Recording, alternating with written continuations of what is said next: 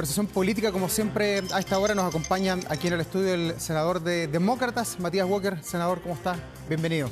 Davor, muy bien, muy buenas noches, gracias por la invitación. Bueno, partamos con lo que ha sido este informe de la Contraloría General de la República, primero por las licencias, ahora que fiscaliza directamente a las gobernaciones regionales, acusando que hay problemas en 6 irregularidades. ¿Cómo toma esta nueva fiscalización de la Contraloría? Bueno, esto habla de una Contralora que está haciendo la pega.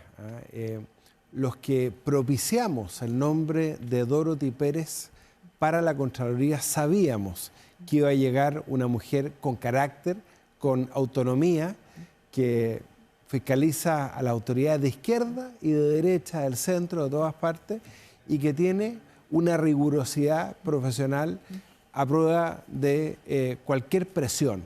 Y eso yo creo que le da tranquilidad a la ciudadanía. Lo vimos en el caso de las licencias médicas y lo vimos ahora con este informe respecto de 6 gobiernos regionales en que se determinan en esta auditoría presuntas irregularidades que coincide con el periodo electoral.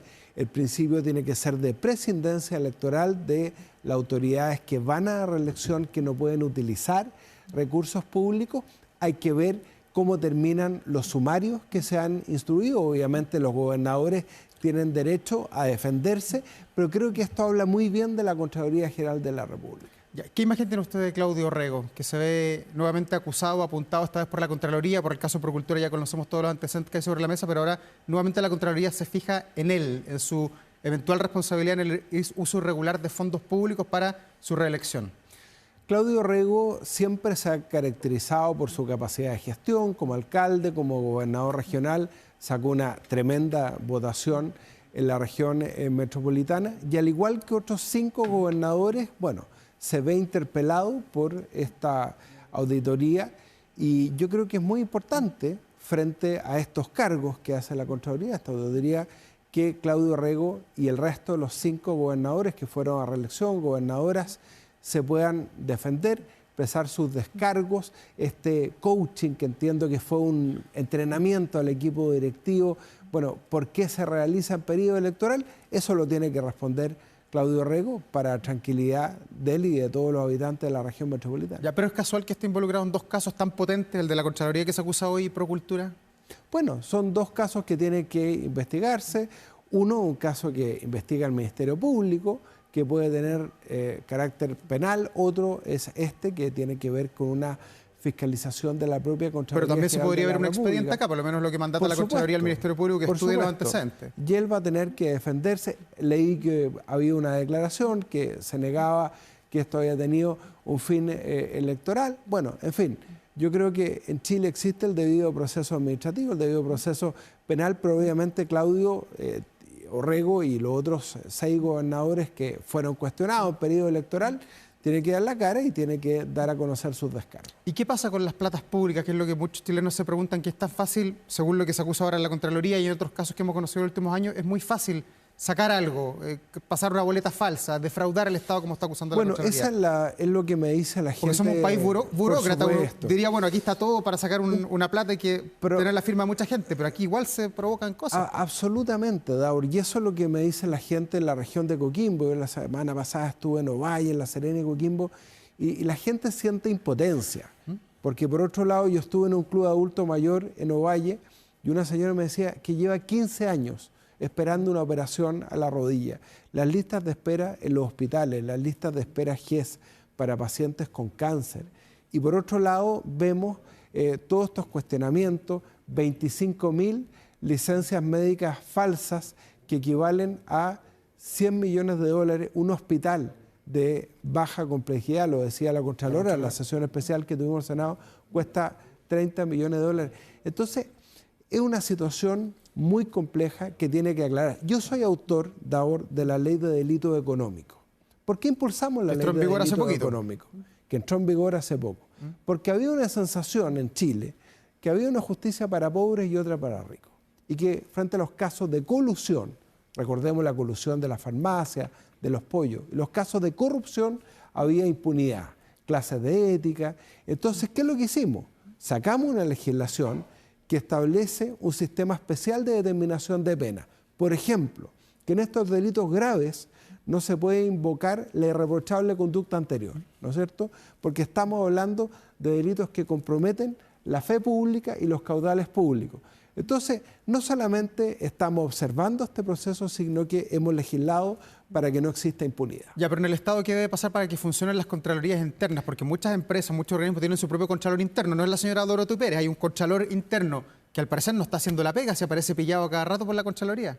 Efectivamente, y la necesaria modernización del Estado, la profesionalización del Estado. Si hay algo que yo destaqué del último proceso constituyente, es que esta iniciativa ciudadana de ley, de constitución, un Estado sin pituto, yo creo que le hace mucho sentido a la gente. Estamos discutiendo reforma al sistema político. Está bien, vamos a avanzar en la reforma al sistema político, el voto obligatorio, muy importante, pero ¿qué pasa con la modernización? ¿Qué pasa con la profesionalización del Estado? Yo creo que algo fundamental es lo que tenemos que avanzar. Pero al Estado hay que ponerle más burocracia, ¿no? Porque uno ve proyectos como el de la permisología, que de alguna manera es alivianar todo lo que el Estado pide para llevar adelante un proyecto. Entonces, como que uno encuentra contradictorias las señales de que, por un lado, hay que sacar capas del Estado o flexibilizar algunos trámites, y por otro, hay que quizás ponerse más duro para que no pase esto. Se puede fiscalizar, pero al mismo tiempo ser más rápido. O sea, no puede ser que un proyecto de inversión en una región como la mía, tenemos un 9,2% de desempleo, la región de Coquimbo. Proyecto de inversión esté en 10, 15 años paralizado. Tenemos inversiones por 100.000 millones de dólares en Chile, esperando algún tipo de aprobación ambiental o sectorial. Entonces, se puede reducir los tiempos de tramitación de los proyectos sin reducir los estándares ambientales. En este mismo proyecto de delito económico, ¿qué establecimos? El delito de daño ambiental. Si alguien contamina un río, por ejemplo, con sustancias tóxicas, eso tiene que tener penas privativas de la libertad, penas efectivas. O sea, se puede ser riguroso y al mismo tiempo desburocratizar el Estado, porque de lo contrario no vamos a poder crecer. Y si no crecemos a tasas del 4% al menos, no vamos a poder financiar el buen acuerdo de pensiones que logramos a principios de este año. Senador, lo quiero llevar a otro tema, a la cuenta pública. Han pasado ya 72 horas, el tiempo da ventajas, que es la capacidad de reflexión. ¿Fue una buena cuenta pública del presidente Gabriel Boric, más allá del frenesí, la locura de ese domingo? Sí. Yo creo que iba bien el presidente, pero al final se dio un gustito, le habló a su sector, al 25-30% que apoya al gobierno. El tema del aborto, por ejemplo. Mira, Davor, yo en esto quiero ser muy claro. El Congreso estamos dispuestos a legislar sobre todos los temas. Ya aprobamos el aborto en 3 causales: la despenalización en caso de violación, peligro de la vida de la madre, inviabilidad. 2017. Fetal. Eso ya lo hicimos. Ya. Pero cuando los propios senadores de gobierno, como el senador Insulza o el senador Espinosa, le dicen al presidente de la República: presidente, esto no es prioridad para la gente, prioricemos las listas de espera, prioricemos los propios planes de fertilización para muchas familias que no pueden tener hijos. Qué bueno que el presidente apoyara 2 mociones parlamentarias que hemos presentado al respecto. Bueno, esos son los temas que la ciudadanía nos está pidiendo priorizar: la seguridad, las listas de espera en los hospitales, la reactivación económica, enfrentar el desempleo, implementar el acuerdo de pensiones. Entonces, yo creo que le habló más a su sector en la antesala de una primaria oficialista que a todo el país. Pero en el tema del aborto, senador, ya que usted lo tocó, ¿hay alguna encuesta que muestra que la gente tiene adhesión por ese tema? Por supuesto. ¿Cree que Chile tiene que legislar en torno a las 12 semanas como máximo para poder interrumpir el embarazo? ¿No se está quedando en el pasado quizás el Senado de la República con su mirada más anquilosada, que no se condice con lo que piensan hoy día los chilenos? Repito, Davor, estamos dispuestos a debatir todos los temas y a legislar sobre todos los temas. Ya. No hay ningún temor. Ya. Lo que pasa es que gobernar es priorizar. Entonces, cuando tú tienes un empresario que fue secuestrado y asesinado en los Andes la semana pasada, cuando tú tienes balaceras en los colegios, que es algo que veíamos en las noticias en otros países, está ocurriendo en Chile, ¿no? Bueno, tenemos que priorizar esos temas, que son los temas de seguridad, porque además hay un estatuto de protección del ser humano que está por nacer en tratados internacionales de derechos humanos suscritos y ratificados por Chile. La pena de muerte también es muy popular. Si hiciéramos un plebiscito hoy día por la pena de muerte, a lo mejor la mayoría aprobaría eso.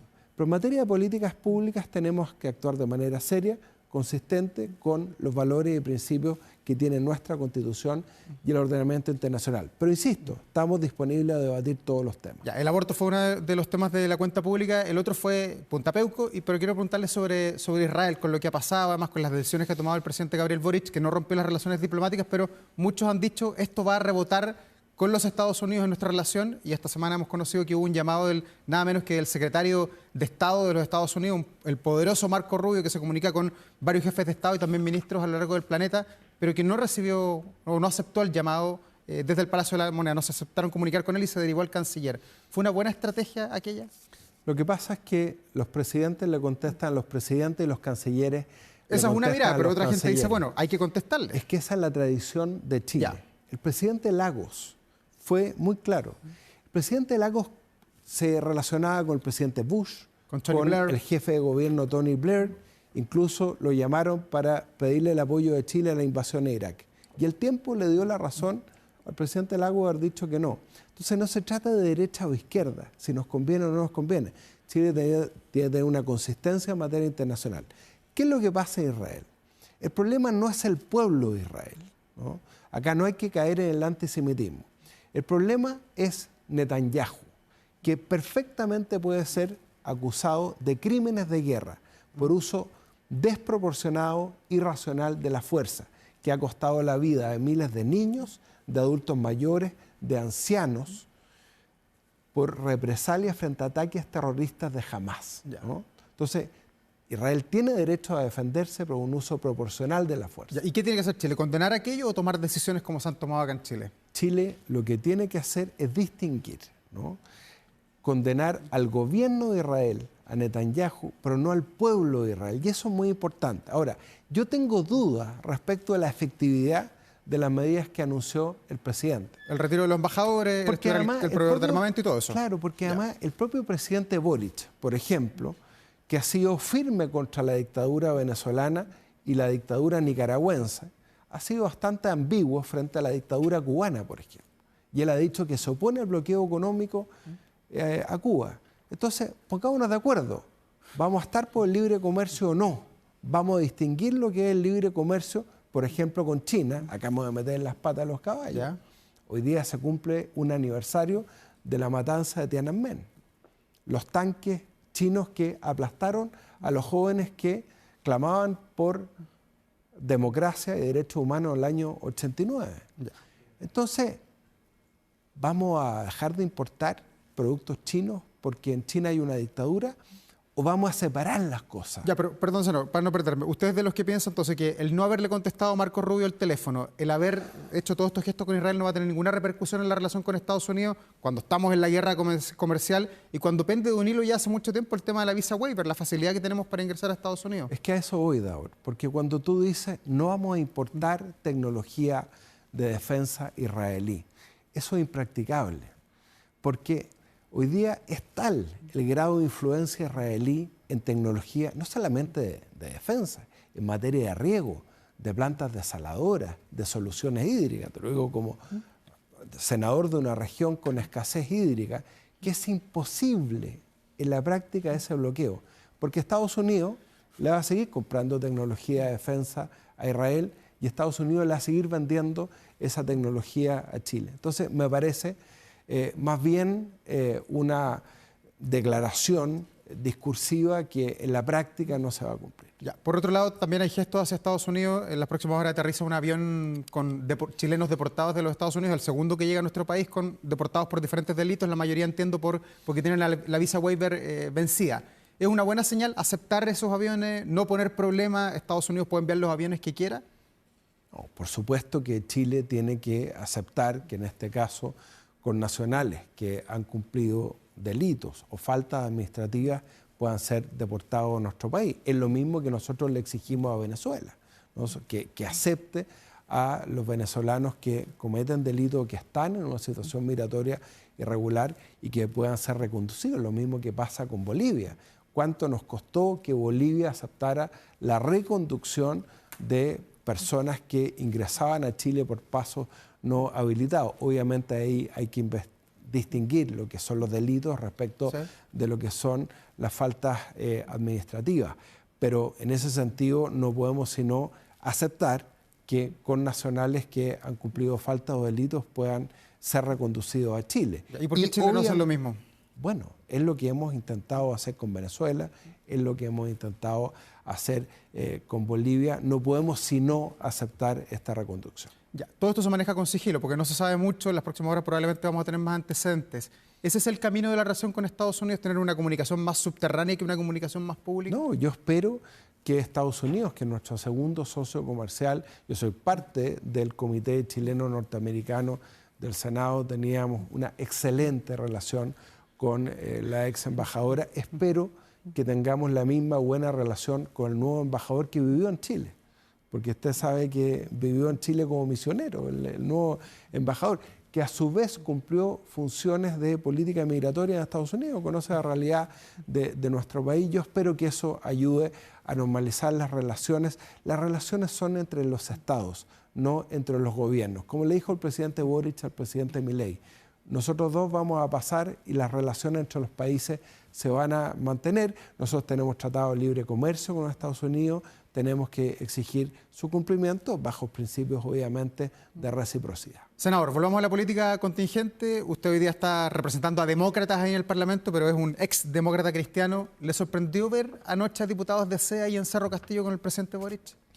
Me llamó mucho la atención porque la democracia cristiana nunca se declaró como un partido oficialista.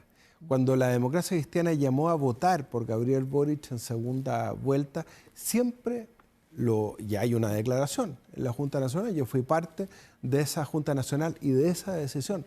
Siempre se declaró en su momento que eso significaba no ser parte del gobierno. Pero bueno, hay una tendencia a la democracia cristiana que se ha ido a la izquierda. ¿Por qué la Fundación Konrad Adenauer, que es la fundación ligada a la democracia cristiana alemana, rompió todo vínculo de apoyo a la democracia cristiana chilena? Porque la democracia cristiana chilena, lamentablemente, un partido que quiero mucho, que fundó mi abuelo, se fue a la izquierda. ¿Y qué es lo que hemos hecho nosotros como demócratas, junto con Amarillos, conformar partidos de centro que le hablen al país lejos de la izquierda y lejos también de la extrema derecha? Ya, bueno, la democracia cristiana anoche tomó una decisión política también a nivel de partido, que es apoyar a Carolina Toá, por lo menos en esta primaria oficialista del 29 de junio. Demócratas no tiene candidata todavía o candidato. Eventualmente, si no prospera lo de la senadora Jimena Rincón, ¿podrían también apoyar a quien gane esta primaria oficialista?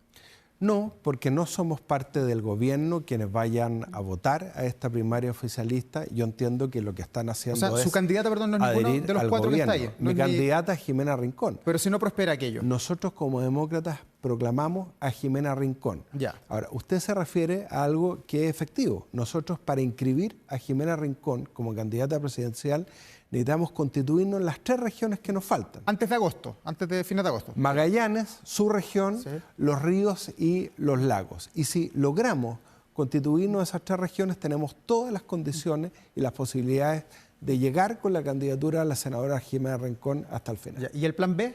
¿Cuál es? Y el plan B... Si los magallánicos, los puertomontinos, los aiceninos no responden a demócratas. Yo confío mucho en la gente del sur del país que nos va a respaldar, porque Chile necesita un partido de centro lejos de los extremos. Ya, pero no hay un escenario todavía No hay futuro. un plan B, de verdad. Ya. Yo no tengo considerado un plan B. Ya. Y como senador, ¿cómo observa lo que ha sido estos debates estos días, la relación sobre todo entre Carolina Toá y Janet Jara, que ha terminado en virulencia, en algunas peleas ahí en los debates, peleas dentro de la campaña, claro, pero se han sacado varios trapitos al sol durante las últimas horas. ¿Este es el clima político que tenemos hoy en Chile? Veo un clima político muy polarizado y eso me preocupa, porque la gente que se levanta temprano, que está preocupado por la inseguridad, lo que quiere escuchar de sus líderes políticos es un camino de esperanza, un camino de certeza, y no que estén peleando todos los días, gritándose, emplazándose. Tenemos que construir. Ayer en el Senado aprobamos la reforma de la ley de adopción, por ejemplo. No fue noticia en ninguna parte. Desde el año 99 que estábamos esperando reformar la ley de adopción para que todos los niños de Chile tengan una familia con la cual crecer, sin discriminación, con plazos más acotados, con familias de acogida que puedan adoptar. Hoy día las familias de acogida no podían adoptar y teníamos miles de niños en una situación de incertidumbre. Esas son las soluciones que la gente está esperando desde la política, desde quienes aspiran a conducir el país. Y a propósito de la ley de adopción, ¿en qué cambia hoy día la forma de adoptar en el país? Hoy día tenemos... La ley está aprobada, ¿no? ¿O está en comisión aprobada? Lo aprobamos ayer en el Senado, falta la Cámara de Diputados. Lo que persigue la ley es que todos los niños crezcan al alero de una familia, ya sea la familia biológica extendida, los abuelos, los tíos, cuando eso no es posible, una familia adoptiva, ¿no? Con un procedimiento más rápido, sin discriminación. Hoy día la ley establece una prelación que discrimina, por ejemplo, a parejas del mismo sexo, pareja homoparental. Eso se termina. Porque acá lo único importante, en función del principio del interés superior del niño, Davor, es la idoneidad de la familia adoptante.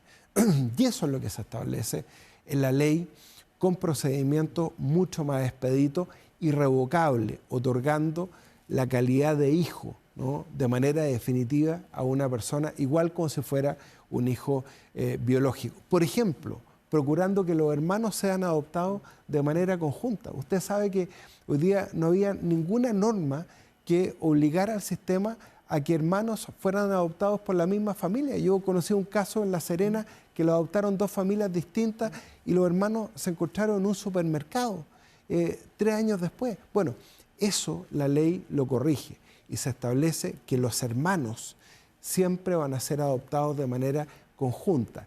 Y la adopción internacional extranjera, que muchas veces se presta para verdaderas mafias o irregularidades, para decirlo más suave, bueno, va a ser en subsidio de una familia chilena. O sea, siempre el sistema va a preferir a una familia chilena. Senador, lo último y en otro tema, la ley de fraccionamiento pesquero pasó el trámite más difícil en torno a la merluza y en la Comisión de Pesca, quedó 55 para los industriales, 45 para la pesca artesanal. Le toca a usted votar ahora esa ley. ¿Le gustó cómo quedó conforme con la merluza y con todas las variedades? Fue una buena solución, porque además ese 45 de la pesca artesanal puede llegar a un 50%. Ya la empresa que había amenazado en la 8ª región que iba a cerrar, Pacific Blue, echó para atrás la decisión. Dijo que ahora no va a cerrar, milagrosamente, pero falta algo en la ley que es muy importante: priorizar el consumo humano. Los senadores de la región de Coquimbo nos pusimos de acuerdo con los pescadores artesanales y con la industria para establecer que por lo menos un 30% de la captura del jurel, que es una especie muy potente en proteína, en omega 3, muy bueno para la salud de los niños, se destina al consumo humano. Hoy día el 93% del jurel se destina a harina pescado y tenemos que fomentar hábitos de vida saludable. Entonces espero que no solamente hablemos de fraccionamiento, sino que cómo vamos a asegurar que este recurso se destine mayoritariamente al consumo humano en un país que mira hacia el mar, pero que consume poco pescado. Ya, pero con esta nueva ley de fraccionamiento pesquero, ¿nos olvidamos de la llamada ley Longueira o todavía va a quedar dando vuelta a eso que fue en el fondo la génesis de esta nueva ley? Corregimos los errores de la ley Longueira, porque ¿qué es lo que hizo la ley Longueira? Más allá de los casos de corrupción, que fueron vergonzosos e inaceptables.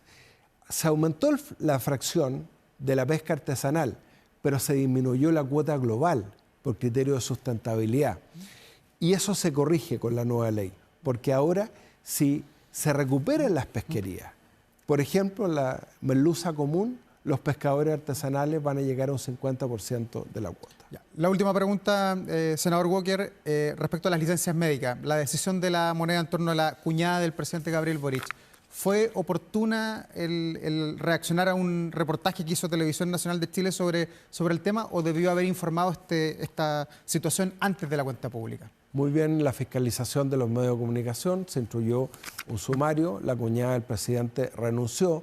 Para ser honesto, ella había ingresado al sector público, el primer gobierno del presidente Piñera, y a la SECOM, el gobierno Piñera II. No es que haya ingresado por ser cuñada del presidente Boric, pero al igual que todos los funcionarios públicos que hicieron uso de licencias médicas viajando al extranjero, tiene que renunciar, y eso no obsta a que sigan adelante los sumarios con todas las sanciones que corresponden. Ya, pero por ser parte de la familia presidencial, ¿debió anticiparte el Palacio de la Moneda y no aparecer como en otro caso, como el caso Monsalve, por un medio de comunicación? ¿Se conoce? Probablemente apenas se supo de esta situación, por el informe de Contraloría y por el buen trabajo de fiscalización que siempre hacen los medios de comunicación. Senador Matías Walker, muchas gracias por estar esta noche aquí en Muchas Vía gracias, Pública. Davor, encantado. Que le vaya muy bien.